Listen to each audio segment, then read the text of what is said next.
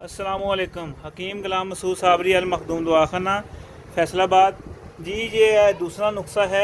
ये है ज़फ़र इकबाल साहब मदनी साहब का, और बहुत ही ये मुजर्रब और बहुत ज़बरदस्त है और बड़ी मुश्किल से उन्होंने लिया था।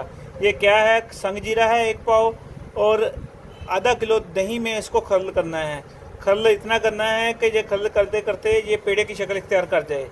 पेड़े के बाद ये इसको फिर रोगनी हांडी में रख के गिले बंद करके आग देनी है 15 किलो की।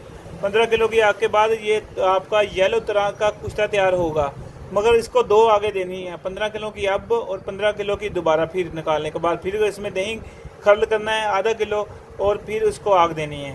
फिर ये आपका इतना टॉप का और इतना ज़बरदस्त शगुफ्ता सूरतल नज़ाल के लिए, जरियान के लिए, इहतलाम के लिए, ज़कावत हिस्स के लिए और लकोरिए के लिए ऐसी दवाई बन जाएगी जो कि इंशाल्लाह मरीज़ को तीसरी चौथी खुराक से मरीज़ को रिज़ल्ट मिलेगा।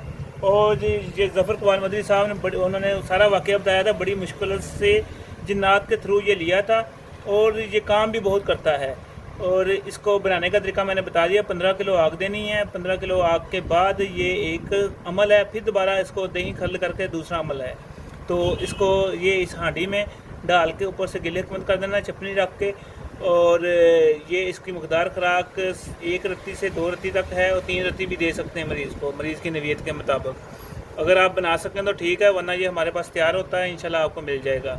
इसकी माशाल्लाह रज़वान शाह साहब ने तस्दीक की हुई है, उनको भी पता है इसके बारे में, और बहुत से हुक्मा हज़रात ने इसकी तस्दीक की है। कम से कम 50 से ज़्यादा हुक्मा हज़रात ने। बनाएँ और दुआओं में याद रखने। हकीम गुलाम मसूद साबरी अल मखदूम दवाखाना समनाबाद।